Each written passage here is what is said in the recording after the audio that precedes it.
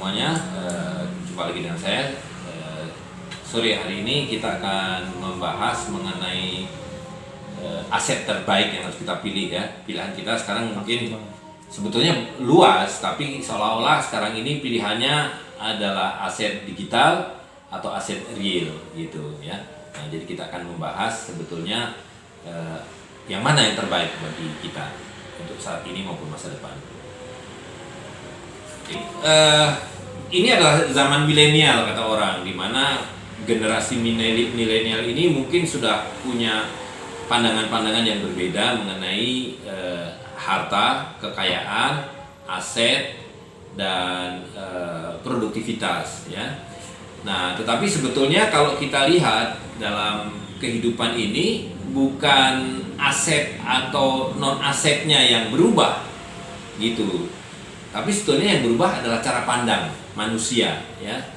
Yang tentu saja itu dipicu oleh mungkin perkembangan teknologi, mungkin juga propaganda, mungkin juga memang edukasi yang kemudian pada dasarnya adalah membuat orang berasimilasi dengan kondisi saat ini gitu ya. Nah, kalau kita lihat memang kecenderungan global yang ya boleh dikatakan universal adalah orang sekarang diarahkan kepada penggunaan sesuatu yang maya, yang kita kenal sebagai digital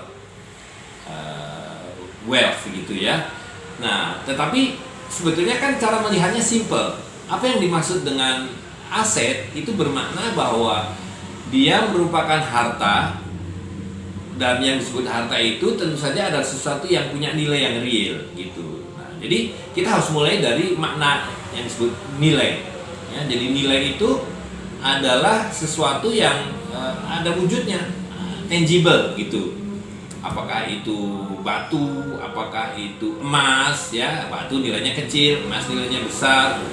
Dan itu secara alamiah manusia kemudian mendefinisikan mana harta yang nilainya besar, mana harta yang nilainya kecil.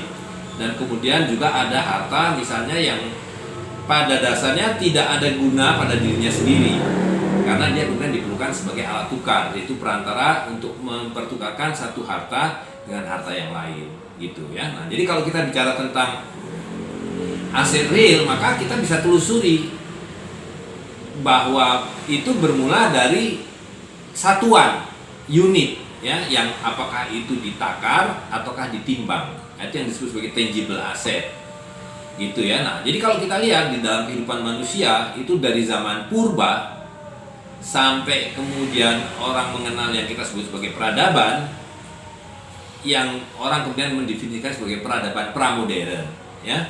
Nah, itu semua nilai itu pasti sesuatu yang bisa dipegang, ditakar dan ditimbang. Nah, jadi kalau kita lihat misalnya ya, ukuran-ukuran di masa lalu yang juga sebagian masih dipakai sekarang dengan berganti istilah. Misalnya grains ya, atau biji. Nah, dulu orang menakar sesuatu itu misalnya emas atau perak itu berdasarkan grains ya, kemudian kita menghasilkan sekarang gram gitu. Nah, atau berdasarkan takaran ya, yang semula dengan satu unit takaran yang ya macam-macam, dulu disebut mut, ada sok, yang sekarang kemudian disebut liter. Nah, itulah aset yang sebenarnya gitu. Terlepas dari besar dan kecilnya, pertama ciri aset itu tangible, bisa ditakar, bisa ditimbang, nilainya real gitu. Nah, yang kedua adalah soal pemilikan ya. Aset itu maknanya adalah sesuatu yang kita miliki sepenuhnya. Nah, apa makna memiliki? Memiliki itu maknanya kita mengontrol sepenuhnya harta kita itu. Jadi kalau kita memiliki emas atau memiliki rumah atau memiliki gandum, kita bisa kontrol sepenuhnya gandum dan emas itu. Apakah kita mau jual, apakah kita mau bagikan pada orang, apakah kita mau pertukarkan, sepenuhnya kita yang memutuskan. Nah, itulah ownership, nah itulah ciri aset ya. Nah, sekarang bayangkan, orang mengatakan bahwa kita bisa berjual beli saham. Mereka bilang saham itu aset. Nah, adalah satu lompatan atau kekeliruan, karena asetnya adalah pabriknya, mesin-mesinnya, stok barangnya dan sebagainya. Nah, apa yang diperdagangkan yang disebut sebagai aset itu memang diklaim punya dukungan atau support backup aset ini, tapi dalam realitasnya kan tidak. Jadi jual beli saham di pasar saham itu hanya angka-angka, gitu ya. Dan ini yang tadi kaitannya dengan masalah pemilikan. Orang yang dibilang memiliki saham di pasar saham itu tidak memiliki sama sekali, karena dia tidak bisa ikut memutuskan apa yang akan dia lakukan terhadap perusahaan yang sahamnya dia beli, gitu ya. Jadi ada mayoritas pemilik saham yang sebetulnya, dan minoritas, jumlah orangnya sedikit tapi pemilikannya banyak. Nah, si minoritas ini yang kemudian menentukan apakah keuntungan perusahaan itu nanti direinvestasikan, apakah dibagikan sebagai dividen, apakah dianggap sebagai satu kerugian, bahkan untung atau rugi pun bisa ditetapkan secara teoritis gitu di atas meja gitu ya. Nah, jadi ownership di dalam saham yang sekarang secara modern ini palsu, sama dengan nilai harta yang intangible itu ya.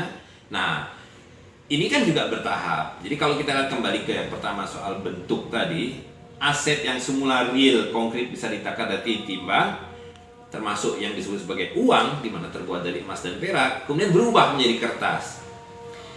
Nah, uang kertas itu sudah palsu nilainya, gitu. Ketika dia sobek, ketika dia dimakan rayap, tidak ada lagi nilainya, gitu.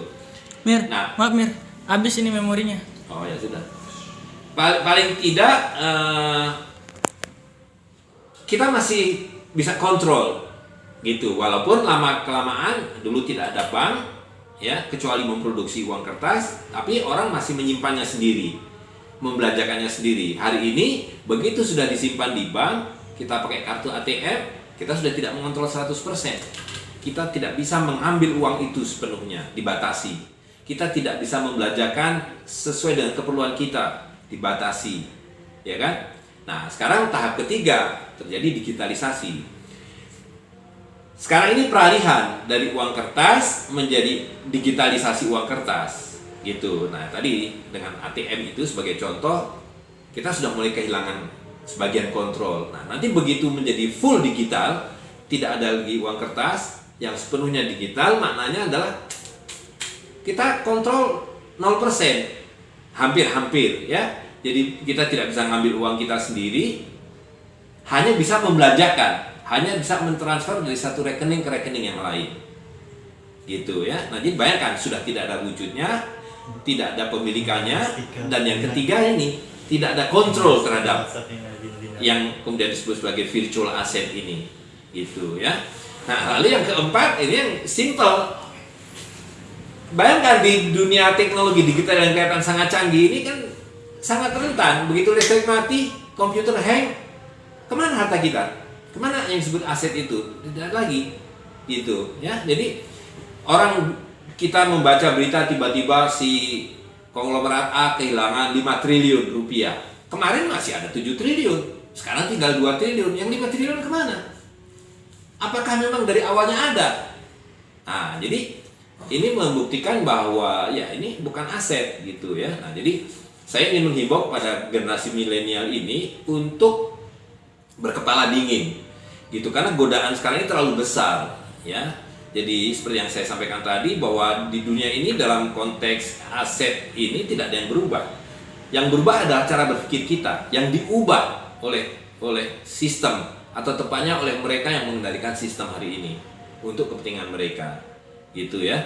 Nah, jadi easy money, hot money, kekayaan yang begitu mudah diperoleh, ya, apalagi kemudian dipropagandakan dengan orang-orang yang suka flexing seolah-olah bisa mendapatkan uang 10 miliar, 15 miliar dalam satu hari.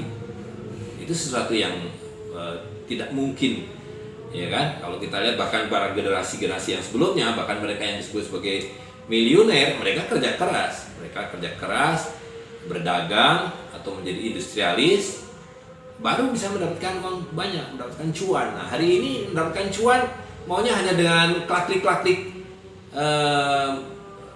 tombol komputer, gitu. Which is itu adalah melawan fitrah kehidupan, gitu. Jadi saya kira itu yang perlu diingat dan yang ingin saya sampaikan kepada generasi ke depan ini terutama, ya, bahwa pada akhirnya aset yang paling berharga itu adalah yang real. Nah, tentu di antara sekian banyak komoditi-komoditi dan benda-benda real ini ada yang bernilai besar, ada yang tidak, gitu. Nah, jadi kalau kembali kepada yang secara umum bisa dianggap sebagai mewakili seluruh harta adalah emas dan perak. Jadi ada pepatah mengatakan kalau kamu punya baju, ini kalau nggak salah Imam Ghazali yang mengatakan, kalau kamu punya kuda, yang kamu miliki hanya kuda. Kalau kamu punya pabrik, yang kamu miliki hanya pabrik. Kalau kamu punya ternak, yang kamu miliki. Tapi kalau kamu punya emas, maka kamu memiliki segalanya. Gitu ya. Jadi kalau kita lihat dari ribuan tahun peradaban manusia itu, kesimpulan tidak berubah bahwa aset terbaik itu adalah emas dan saudaranya perak, gitu ya. Jadi sekali lagi saya ingin menganjurkan, milikilah aset ini dan gunakan, gitu. Jadi ya kalaupun tidak bisa 100% tergoda oleh yang disebut aset-aset virtual ini, ya boleh buat belajar, ya kan, supaya tidak penasaran, tapi tetaplah berpegang pada aset yang real. Jadi kalau mau jadi pengusaha, jadilah industrialis, jadilah pedagang, jadilah pengusaha yang punya gudang dengan stok, apakah itu berupa stok otomotif kah, apakah itu elektronik kah, apakah itu garment kah, apakah itu kuliner kah, tapi itulah kegiatan produksi yang sebenarnya, ya. Dengan aset digital ini semuanya semu, nilainya semu, pemilikannya semu, kontrol kita semu, dan produktivitasnya semu, gitu ya. Jadi bisa kita simpulkan aset digital ini aset semu, gitu ya.